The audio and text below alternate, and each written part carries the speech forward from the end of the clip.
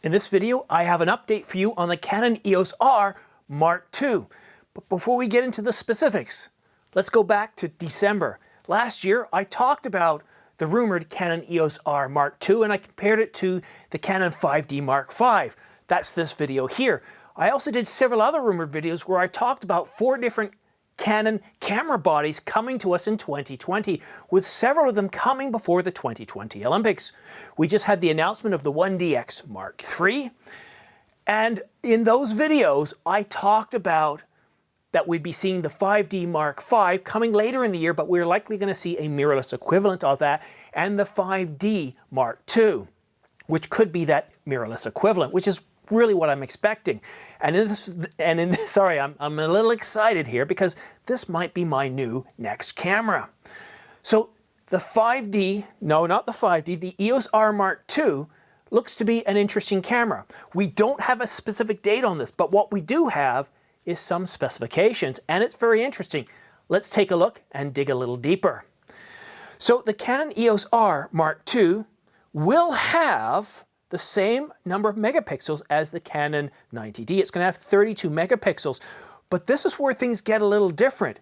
It's going to have IBIS. Yes, we talked about IBIS coming to Canon in 2020. Now we've seen no information, we've got no information from Canon seeing that it's going to be in the 1DX Mark III, but the rumors is that we're going to first see it in the EOS R Mark II, which is exciting. It's the first Canon camera to have IBIS. The processor is going to be the Digic 10 or the Digic X, but it's not going to be the same one that came or that comes in the 1DX Mark III. So there is going to be a change, and I don't know what that is. There's no information on what the difference is between the two are. This camera is going to be capable of 12 frames per second. Is it going to be like the 5D Mark IV where you can get close to 12 frames per second with continuous autofocus? Or is it going to be like the Mark I where essentially you were getting 1 to 3 frames per second? Yeah, 1 to 3 frames per second with continuous autofocus. Tony Northrup did a really good in-depth piece on this and showed how really slow it was. So at 12 frames per second, I'm hoping that that's going to be bumped up and it's going to be a lot faster. It was really criticized for that. The ISO range is going to be 100 to 51,200, and it's going to have dual card slots, but they're not going to be the same. One's going to be an SD card slot, the other's going to be a CF Express slot. So why CF Express? 12 frames per second doesn't require that amount of speed. Because really, CF Express is all about speed. We're talking about SSD speeds and faster.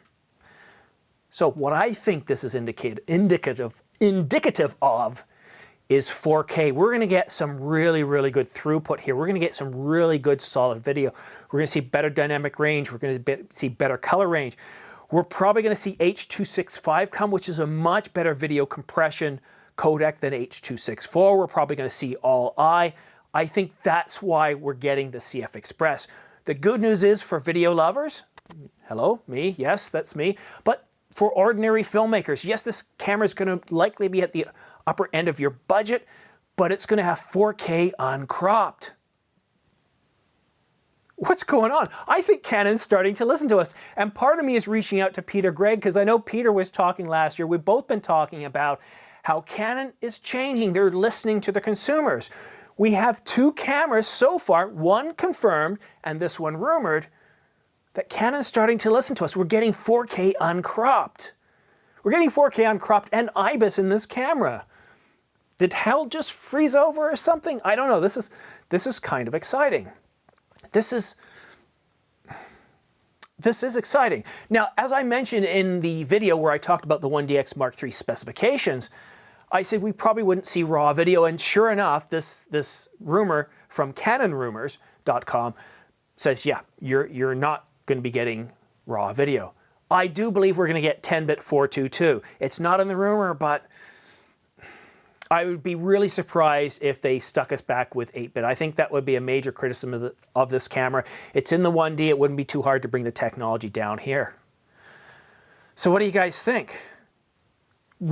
Does this excite you? If you're a Canon fan, does this excite you? If you're not into Canon, what do you think? I personally think that Canon is changing. They are starting to listen. there's going to be some level of crippling in cameras, or otherwise you're not going to have a huge difference between your low end, your mid end, and your high end. I don't mind if it's reasonable. I have particular use cases. I do YouTube and I do run and gun work. So I want a camera that produces pretty steady video. In-body image stabilization is great because I can now buy lenses that don't have stabilization, and that really gives me, opens up the doors to a whole bunch more lenses. So I'm very excited about that. And 4K, if you want to watch this video here, I talk about the benefits of shooting 4K in 1080p projects. I can't state how important this is. The ability to shoot 4K, then bring that video into a 1080p project, you can do things like simulate multiple camera angles. So you start with your 4K frame, you zoom in, you back out, you can zoom into another area, and it makes it seem like you've got multiple cameras. And you can do pans with 0 rolling shutter. I don't care if the EOS R Mark II has rolling shutter. If I'm planning a pan in my mind from here over to here, well, I shoot wide for that range, and then in post, I just crop in, and I create my in point, my keyframe here, and as far as I want to pan, I keep my keyframe there, and I've just created a beautiful pan with 0 rolling shutter. So 4K I find to be absolutely incredible. Having H.265 is also very, very significant. It's much more efficient.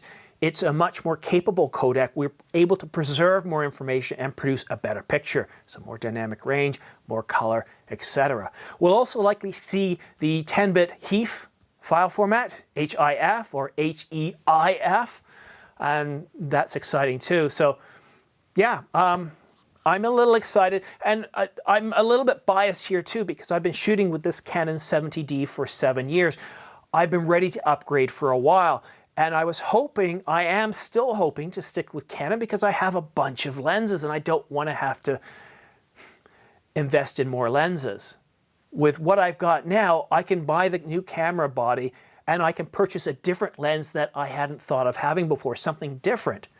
If I go to the Sony a7 III, for example, which hasn't been announced yet, then I have to start off with my general purpose lens and I have to get a 50mm. I have to spend an awful lot of money just to get to where I am today. So it's not that I wear Canon tattoos, I'm not a fanboy. I'm just kind of excited because it looks like all the mandatory or critical capabilities that I was looking for, detail 4K, detail 1080p, better stabilization, be it lens and body or a combination, that's pretty exciting to me. I almost forgot. The EOS R Mark II is also rumored to have 120 frames per second in, yep, 1080. So that's really good news. Hopefully the AF will be there. I suspect it will. So that's really good news. If you guys have any questions regarding this video, drop me a note down in the comment section. I'll get back to you within 24 hours. If you'd like to receive notifications of new videos as they come out, go ahead and punch that subscribe button, followed by clicking the bell icon and choosing all to receive notifications as new videos come out. Thank you guys so much for watching. I really appreciate you subscribing to my channel. It really encourages me to keep going and producing better and more content. Thank you very much. We'll see you soon.